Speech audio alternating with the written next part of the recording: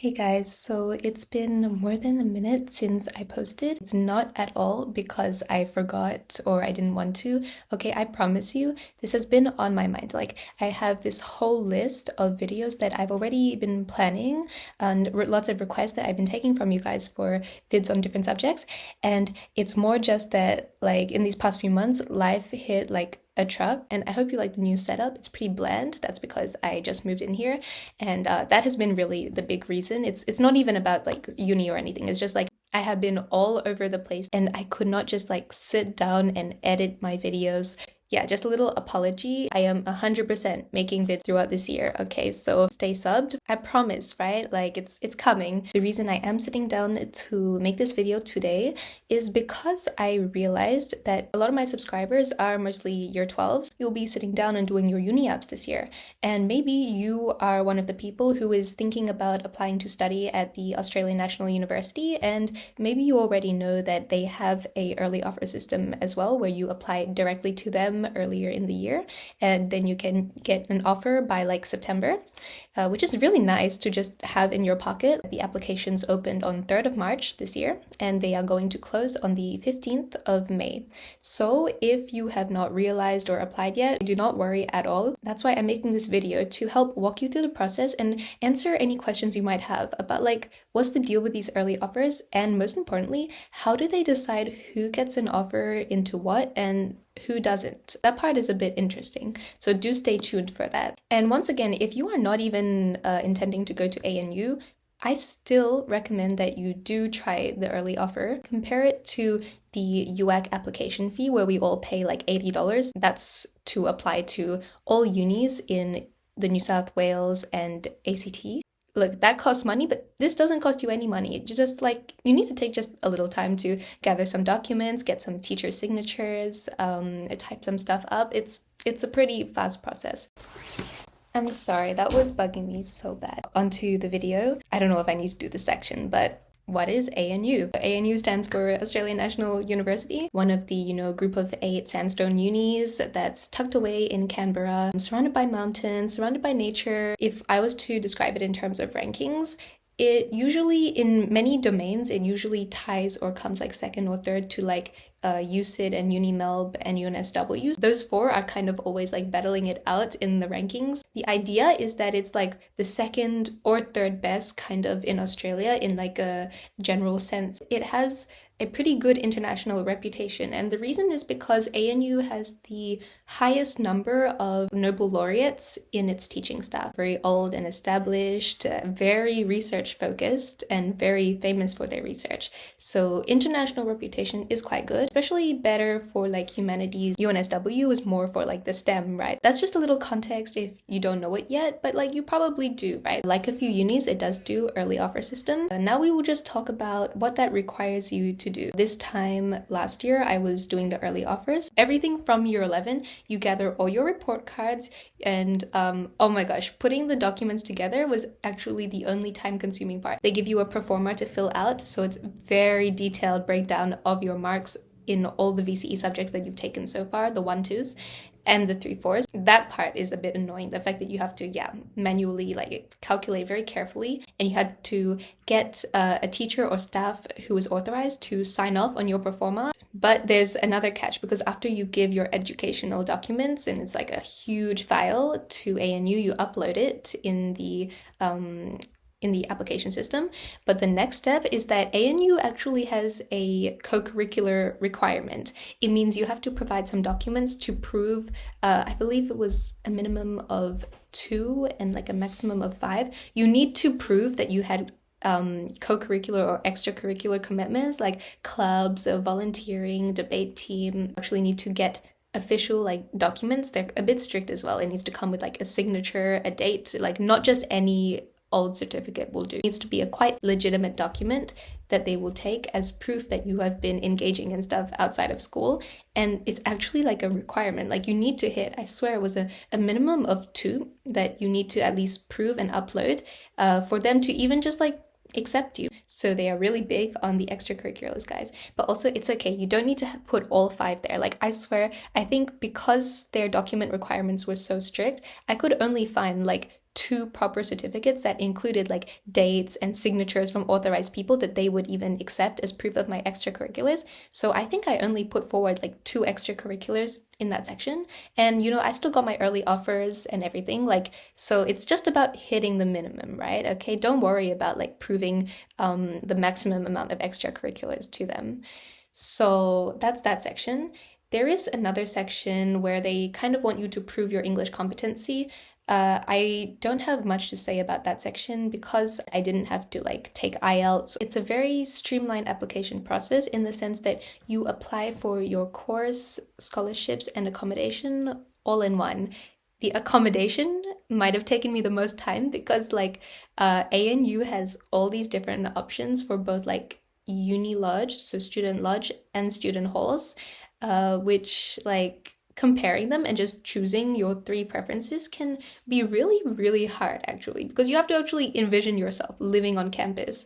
And I think for me, I put Lena Carmel Lodge as number 1 because I was looking for a more economical option. Obviously, student halls that are especially catered and come with all the food, they are so expensive, guys. Not all of us can like afford that. So I put Lena Carmel as a lodge as my number 1 because it's self-catered, but location is everything as well. They have a few like uni lodges especially that are so close to the CBD, like the city center, where you just walk everywhere or you can cycle everywhere. Yeah, interesting note. So I was foreseeing myself getting a bike there because like it's not the most public transport friendly city. The connections aren't like the greatest. So you might want to like get a bicycle if you are going there. Anyways, unrelated, but take your time with the accommodation section because it can be a little difficult to change your preferences later. Actually, but it's still possible, okay? So once I got my offer of accommodation, at some point they do send you an email saying, here is a form you can fill out if you do actually want to change your preference, and then they might offer you another room in another residence, okay? But that's not guaranteed. So do take your time on the accommodation section. Use their tool to compare the prices and stats of different accommodations, okay? They do have that on their website. So yeah, so you fill that out all in the one go. You apply for any scholarships. That actually sounds quite simple when I say it like that. It's just a lot of documents to collect, scans of all your certificates of your achievements, any marks, or like your VCE certificate from any 3-4 subjects that you took accelerated. So I had like this giant PDF document of like 50 pages or so. You just have to create this huge document because they don't let you split it up. I think it has to be all in the one. And I think I had to compress it multiple times so that it would fit. You submit and then it's on their own time to review it and decide to make you an offer or not. And then you just chill and you just like go back to life and focus on year 12. So just having a good relationship with your teachers so that you can, get them to maybe fill out your little reference or the little statement about you, or just someone who can sign off on your performa to validate your results. So that was about the application process. And I realized that I probably didn't say anything that revolutionary. So if you had any more specific questions, please do ask in the comments about like, what is the best way to apply, or like what kind of documents do you really need? Because it can be a lot of reading to go through on the website, okay? But I swear, it's just follow the portal, okay? Follow the application portal's steps and you'll be fine. The next part is actually the whole point of this video really, which is about ANU selection ranks. So like, what on earth is going on with the ANU selection rank? So I want to make it really clear. The ANU selection rank, and they state this on their website as well, it is not a prediction of your atar. It's not like, there's a reason it's called ANU selection rank and not indicative atar, because it is not indicative at all. I put in my early application, and a few months later my offers came out. They said my ANU selection rank was 95, and that means I wasn't able to get an early offer of study to the Bachelor of Law, which was my first preference, because the selection rank requirement for that was like 97. I was a little confused at the time. I was like, well, it doesn't correlate so strongly to the performer that I put in. Talked to more people who also went through the process and got different selection ranks.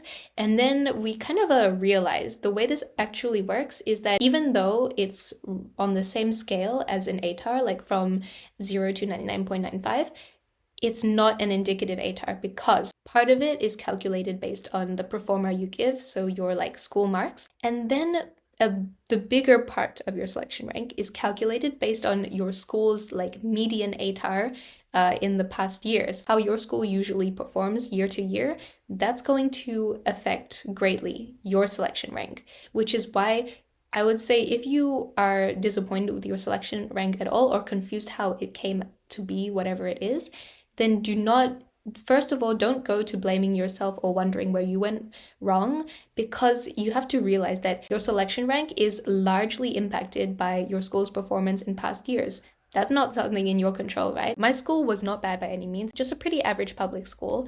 And that meant that I wasn't really getting any boost there from my school's performance in terms of my selection rank. It wasn't doing me any favors, if that makes sense, which is why it's possible for me to get a selection rank of 95 and yet end up with an atar of 99.9. And that's why ANU explicitly does state that this is not a predictive atar, because they realize like you can't just predict someone's atar based on how their school did in previous years.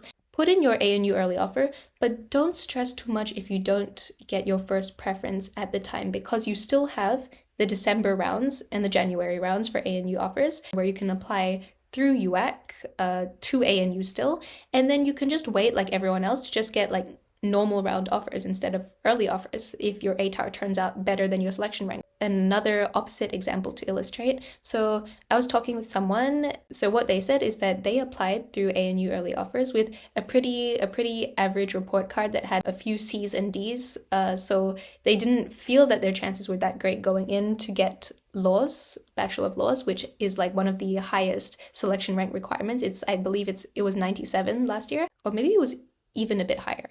But anyways, they didn't think their chances were that good because of their report card from the previous year. However, they did go to one of those like really cracked private schools that was one of the top 10 in either the country or their state.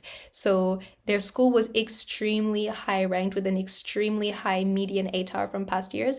And so they ended up getting a pretty cruisy selection rank of 99.95, even despite whatever worried them on their report card, because their school's ranking was so strong. What I want you to take away from that example is that this whole ANU selection rank thing, I have to be real, it is largely about your school's past performance. So if you go to an extremely high ranked school, one of those like top 10 in the state or whatever, congrats to you. I think you should definitely put through that application and not even stress too much if you have a few like C's and D's on your report. The rank of your school will in the end help you, like give you a big boost. But then you see then the potential issue or argument someone could make against this system, where it's like, well, then if, someone going to maybe an underperforming school is having their selection rank dragged down by so much because of the school they go to, how can we call that equitable education or access to education?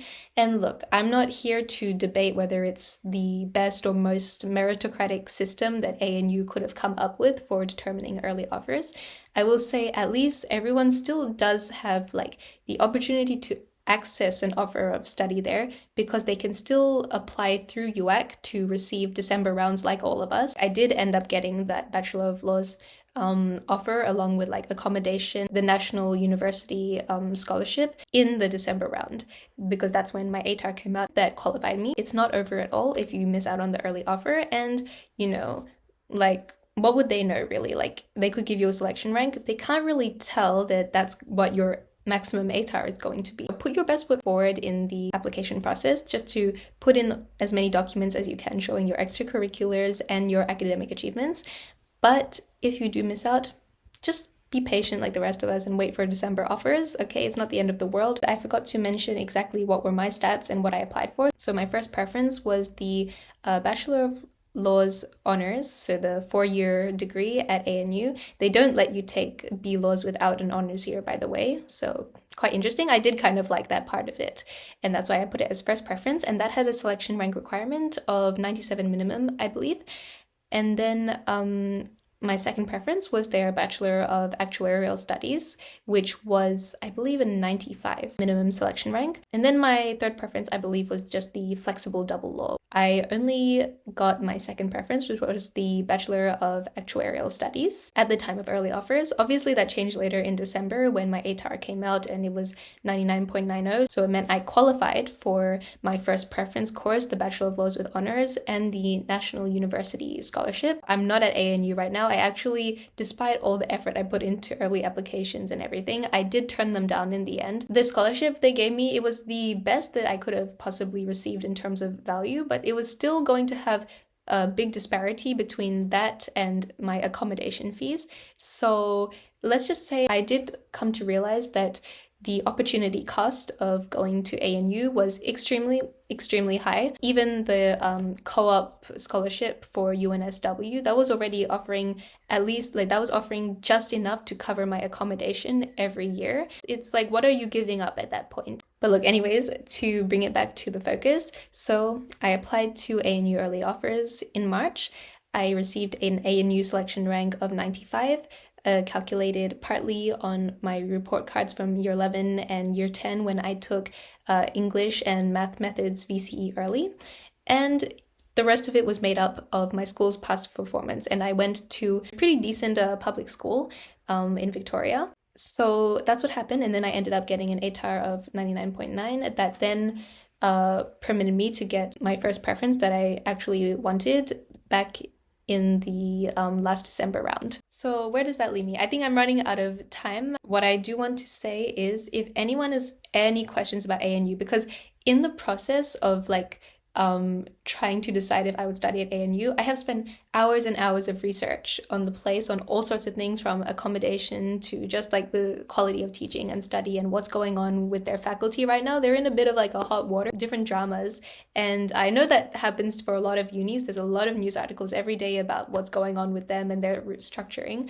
But with ANU especially, it's like all over my feed right now. So, I don't know, did I dodge a bullet? I don't know. And in a way, I had prepared myself like mentally kind of to move there and start like Canberra life or whatever. In the end, it didn't work out, but I don't regret going through the early offer process because it helped to just have an early offer, I guess. It's like better to have something than nothing. You know what I mean? So if anyone has any further questions about this, or maybe you want to hear about my application process to UNSW, to the co-op scholarship, how to land a co-op scholarship in UNSW, or any other maybe just Victorian unis as well, please do drop comments, okay? I am responsive to comments. I am answering them even if I'm not putting out videos all the time. So thank you so much for sitting through this and best of luck with your ANU early offers. Remember, 15th of May, don't be late. You spend nothing, but you could miss out on something. So don't miss out on this opportunity. Okay, I'll see you in the next video, whether it's about